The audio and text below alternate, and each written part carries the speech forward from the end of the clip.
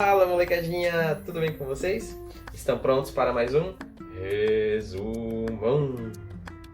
Vamos nessa? Fica comigo, hein? Não vai embora. E o resumão dessa semana, pelo Centro de Mídias, o tema foi Grécia Antiga.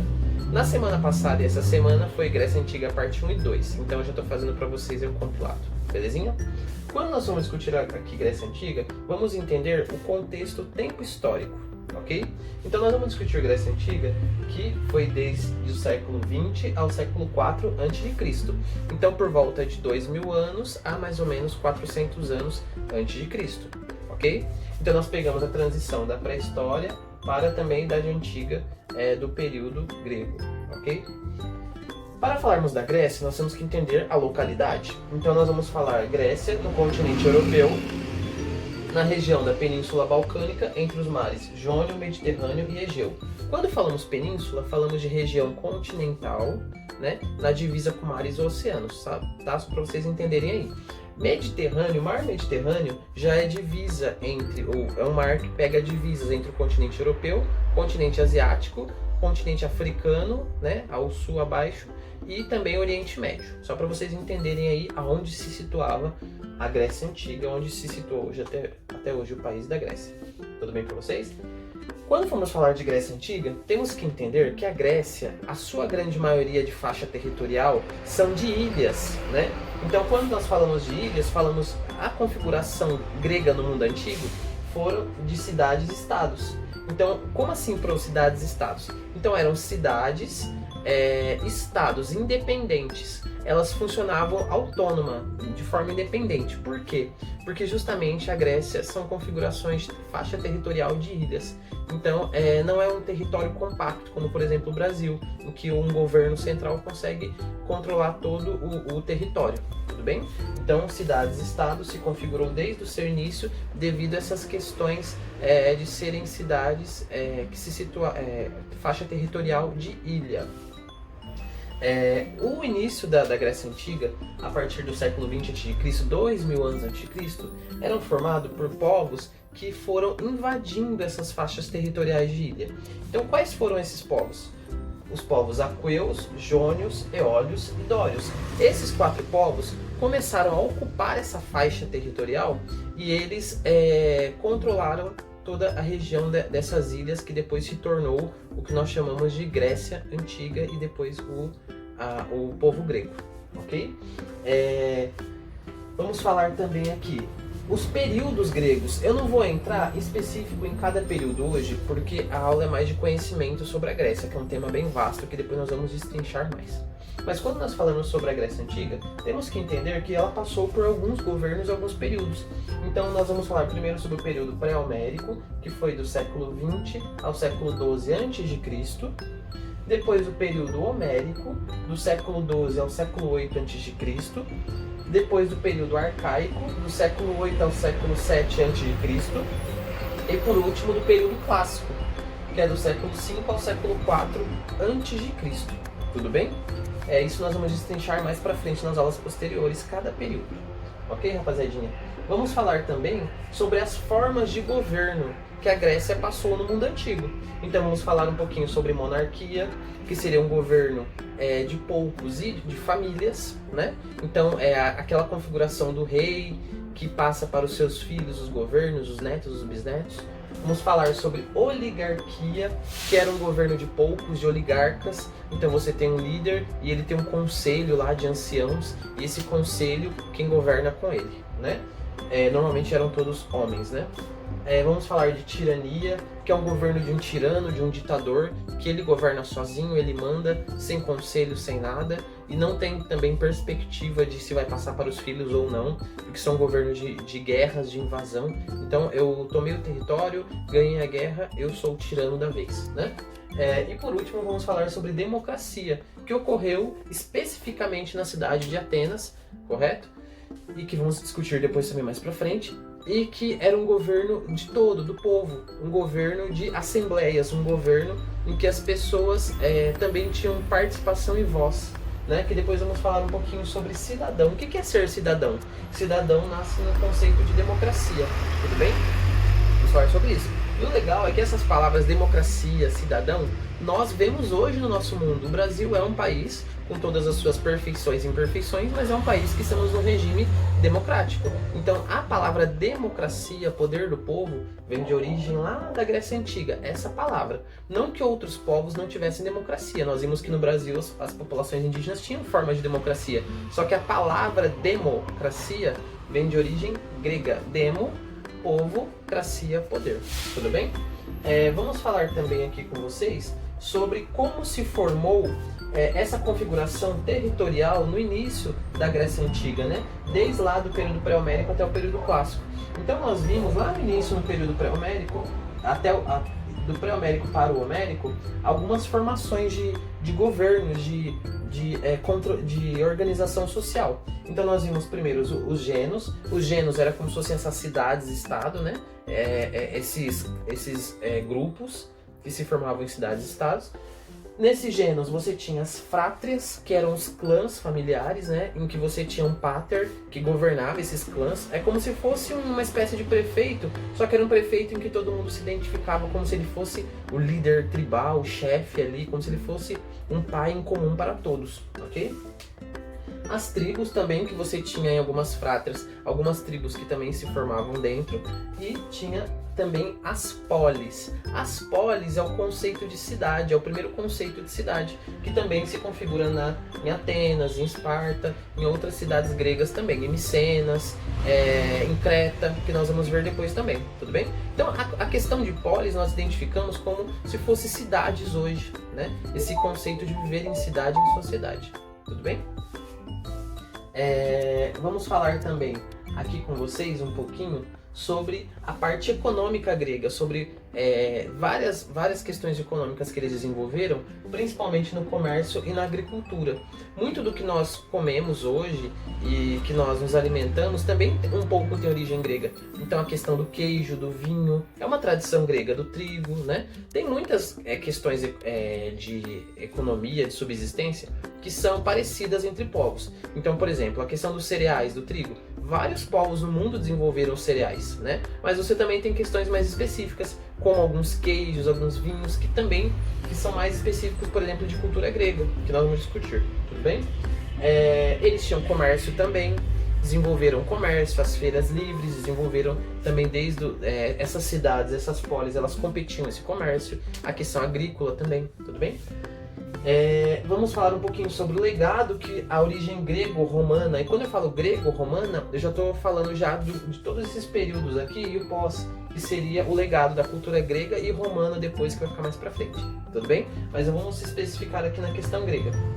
Então, por exemplo, muitas das artes e do teatro, o conceito de arte que nós conhecemos de teatro é de origem grego-romana. Então, mas espera aí, você falou nas outras semanas anteriores que os povos indígenas da América também desenvolveram arte. Sim, também desenvolveram, mas eu tô falando aqui nesse modelo grego, ok?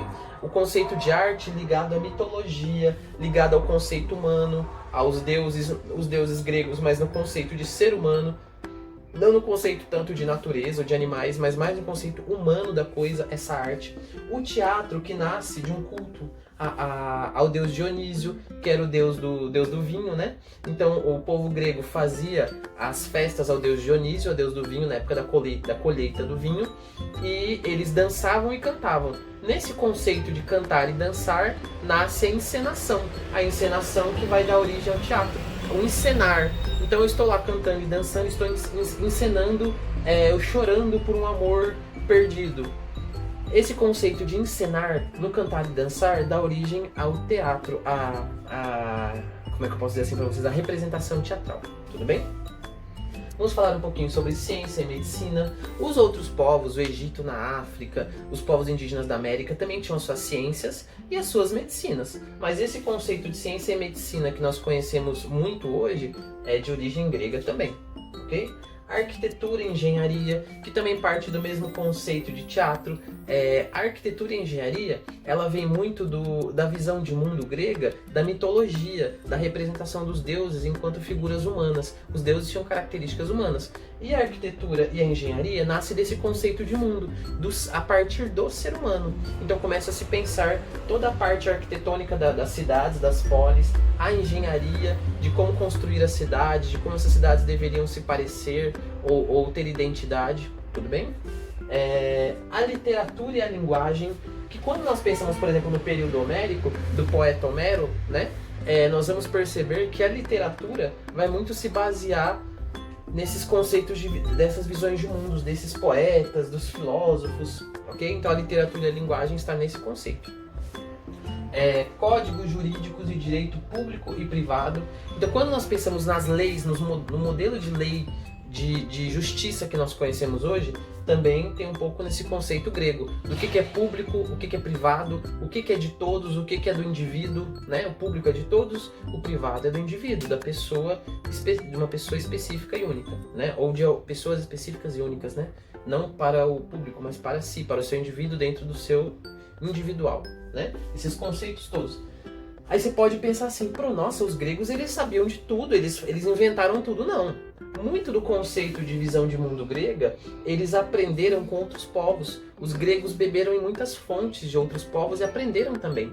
Os gregos aprenderam muito com os egípcios na África, os gregos aprenderam muito com os persas, com os hebreus, com os mesopotâmicos no Oriente Médio. Então eles aprenderam muita coisa justamente também por causa do seu comércio. Eles tinham muita facilidade, lembra lá do Mar Mediterrâneo? O Mar Mediterrâneo que faz conexão com os outros continentes? Com a Ásia, com a Europa, com a África, com o Oriente Médio? Então eles tinham muito acesso a esses outros territórios, eles aprendiam muito e levavam muito do que aprendiam para o seu território grego, né? Então temos que pensar sobre isso. Então, muito do que os gregos tinham de visão de mundo eram que eles aprendiam com outros povos. Eu costumo brincar que os gregos eles eram os publicitários, né? Os da propaganda. Então eles aprendiam muito, levavam para si e diziam, olha, nós estamos inovando tal coisa, né? Então eles tinham essa facilidade, tudo bem? Sem tirar, né, os seus aprendizados com outros povos. Vamos falar um pouquinho também agora sobre deuses e a mitologia grega. Que nem eu já deixei assim, dei uns spoilers para vocês, quando nós pensamos nos deuses na mitologia grega, nós estamos falando de uma visão de mundo. Não especificamente de uma religião em si, mas de uma visão de mundo, a partir de uma base de olhar do mundo. Então, os deuses para os gregos, como eu já dei spoiler para vocês, eram baseados nas figuras humanas. Então os deuses tinham atitudes humanas, diferente da visão de mundo cristã, em que Deus ele está muito distante do ser humano. Deus criou o ser humano, mas ele não faz coisas que o ser humano faz. Ele é perfeito na visão mitológica e religiosa cristã. No caso dos deuses gregos, não, eles eram iguais aos seres humanos, eles tinham atitudes iguais aos seres humanos, eles se apaixonavam, eles tinham raiva, eles amavam, eles traíam, eles tinham vontade de comer, eles tinham saudade, né? A saudade que é uma palavra portuguesa, mas eles tinham todos os sentimentos humanos, ok? E a mitologia grega, dos deuses gregos, é com base nessa visão de mundo humana. Os deuses se casavam com seres humanos, tinham relações com seres humanos. Então muitos dos heróis que nós conhecemos da mitologia grega, Hércules, por exemplo, né, como já foi citado lá no Centro de Mídias, ele era metade deus e metade humano. Por quê? Porque a mãe do Hércules era humana e o pai era o considerado, né, um dos maiores deuses da mitologia lá, que era Zeus. Então eles tinham esses encontros entre os deuses e os seres humanos, ok? Quando a gente fala disso, a gente não está falando só de uma religião, nós estamos falando de uma visão de mundo. Para os gregos, os deuses, eles também eram iguais aos seres humanos, eles também tinham características humanas, né? Eles só eram mais, digamos assim, só eram divinos, eles eram eternos. Porém, eles também agiam como seres humanos, ok? A partir daí, nós vamos também começar a pensar sobre algumas questões, por exemplo, os Jogos Olímpicos. Os Jogos Olímpicos nascem na cidade de Atenas e esses jogos foi feito em homenagem aos deuses, principalmente a deusa Atena, né, e a todos os deuses gregos. Então, quando nós pensamos em Jogos Olímpicos hoje, que você tem futebol nas Olimpíadas, que nem o Brasil já teve, né, nas Olimpíadas lá, quando você pensa no futebol, no atletismo, na corrida, em todos os jogos que os Jogos Olímpicos eles abraçam, a gente pensa no quê? O que seria um jogo olímpico? Aquele corredor que ele está correndo e ele ganha lá a Olimpíada, né? O que ele seria? Na visão de mundo grega, na visão da visão de mundo mitológica grega, quando os jogos foram criados lá no mundo antigo, para os gregos lá em Atenas, eles acreditavam que o ser humano que ganhava uma Olimpíada, ele se assemelhava aos deuses. Então, se ele ganhou uma corrida, quer dizer que ele corria mais que todos os outros seres humanos, ele corria como os deuses. Então, também é esse olhar, essa visão de mundo, só para vocês entenderem como isso é interessante, né? E também a visão, e na questão dos Jogos Olímpicos, nós temos que voltar um pouquinho aqui. Quando nós falamos dos conflitos que tinha nas cidades gregas, porque os gregos, eles também, as cidades gregas, as cidades-estados, elas também disputavam território, entravam em conflito, né? Atenas disputava comércio com Esparta, disputava território, disputou com, antes, os micenas, os cretenses, então eles também brigavam entre si. Só que quando chegava na época das Olimpíadas, e também das guerras externas com outros povos, né? Aí os gregos paravam a guerra interna e se uniam. Então se uniam para as Olimpíadas e se uniam para as guerras externas também. Como vocês vão ver sobre a guerra dos gregos contra os troianos, né? Então na época, na guerra contra os troianos, que seriam hoje mais ou menos a região da Turquia, o país dos turcos, né? Os gregos pararam a guerra interna, se uniram para poder guerrear contra os troianos. E no caso das Olimpíadas também, as guerras paravam e eles iam disputar as Olimpíadas. Olha que interessante isso, né? Pensar sobre isso, né? Então eles tinham seus conflitos internos, mas eles se identificavam como gregos no final das contas, né? Todos se identificavam, mesmo com as suas independências, suas cidades-estados, com seus governos próprios. Tudo bem? Vamos falar também sobre a filosofia, que já no período do arcaico para o clássico, você começa a perceber que você tem pessoas na sociedade grega que elas começam a se descolar um pouquinho da mitologia e começam a partir para a filosofia, o philos, né? O amor à inteligência, ao pensamento, né? A intelectualidade. Então eles começam a enxergar o mundo não só na visão de mundo mitológica e religiosa dos deuses, começam a perceber que o mundo também partia do ser humano. Então muito do que acontecia no mundo, principalmente no mundo grego, é culpa do ser humano. Então eles começam a falar, não, peraí, nem tudo os deuses têm interferência, muita coisa parte do ser humano. Então a filosofia nasce nesse conceito de entender o ser humano, não entender mais os deuses apenas, mas entender o ser humano enquanto parte da natureza.